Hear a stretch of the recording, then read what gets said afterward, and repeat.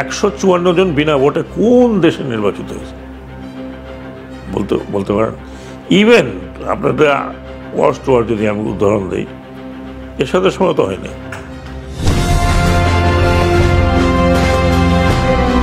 পৃথিবীতে নির্বাচন কিন্তু নির্বাচন কমিশন একা করে না, খুব বলতে পারেন আউটসোর্সিং। কারণ পুলিশ লাগবে, পুলিশ ইলেকশন কমিশন পালে না, so the police has to come. Law enforcing agency যা আছে সরকারের থেকে নিতে হয়। তারপরে ধরেন 6 লক্ষ 7 লক্ষ লোক লাগে যারা পোলিংয়ের কাজে ব্যস্ত, রিটার্নিং অফিসার থেকে শুরু করে একেবারে লাস্ট পার্সন পর্যন্ত। এটাও কিন্তু সরকারের প্রদত্ত। হ্যাঁ, আমাদের কনস্টিটিউশন বলেছে যে once election commission ask any body on anything that has to be given, দিচ্ছে। কিন্তু যে লাস্ট প্রশ্নটা আপনি যেটা করলেন, গত তিনটা নির্বাচনে আপনি একটু প্যাটার্ন দেখবেন। একটা সরকার বসেছিল আর ওই সরকার ডিটারমেন্ট যে আমাকে জিততে হবে। 3টা ইলেকশন দেখছি আমরা 3 প্যাটার্নে। এটা দুনিয়ার কোথাও এরকম দেখা যায়নি। 154 জন বিনা ভোটে কোন দেশে নির্বাচিত হয়েছে বলতে পারেন? ইভেন আপনাদের ওয়ার্স্ট ওয়ার যদি আমি উদাহরণ দিই, এর সাথে সময় তো হয়নি। একটা ইলেকশনের ফাসাদ তো হয়েছিল, সে তো বলতে পারতো যে ভাই কোনো কারোর দরকার নেই, আমার 154 আমি বিনা ভোটে নির্বাচন করাই নিলাম। কোন দেশে হয়েছিল? That was one pattern. Second pattern ছিল রাতে ভোট হয়েছে। এটাও কোনো দুনিয়াতে আপনি শুনছেন এই পর্যন্ত যে দিনে ভোট হওয়া সেটা রাতে হয়ে গেছে? আমরা শুনি অনলাইন অফলাইন ভোট হয়, অনেক সময় অ্যাডভান্স ভোটিং হয়, সেগুলো বিভিন্ন দেশে আছে। তারপরে কি আমরা নির্বাচন। সো 3টা প্যাটার্ন, 3টা নির্বাচন।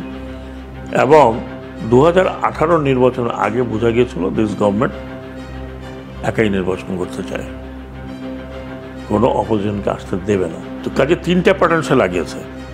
এবং একটা কর্তৃত্ববাদী সরকার, everything dependent on that government.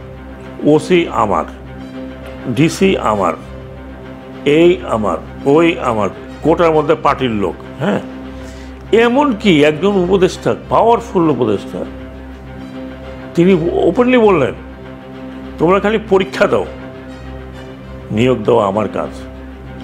সেই জায়গাতে হাউ ডু ইউ এক্সপেক্ট যে ইলেকশন ফেয়ার হবে? আমার কাছে সলিড প্রমাণ না থাকলেও আই নো প্রত্যেকটি মোস্ট অফ দি 64 জেলার যে জেলা ডিসি ছিলেন, তিনি খুঁজে প্রিজাইডিং অফিসার তৈরি করেছেন যে সমস্ত এমপিওভুক্ত যাদের কাছে লোকজন আছে। Plus money has gone.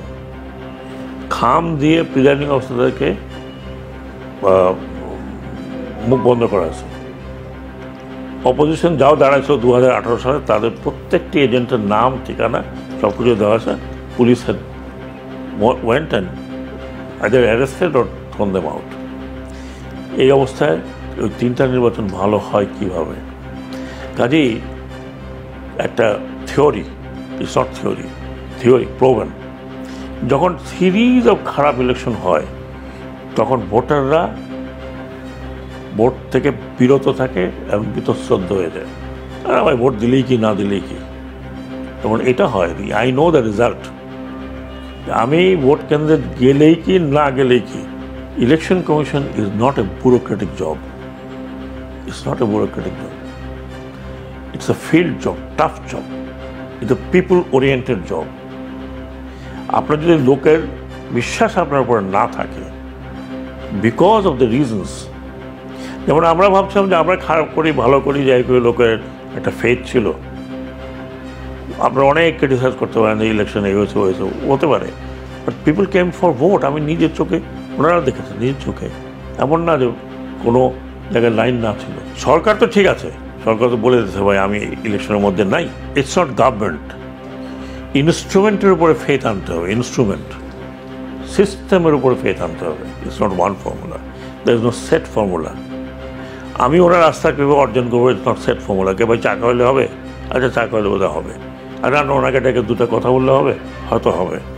It's a combination of your action, যাতে আপনি আস্থা ফেরাতে পারেন। আমরা কীভাবে ফিরে গেছি? Combination of action.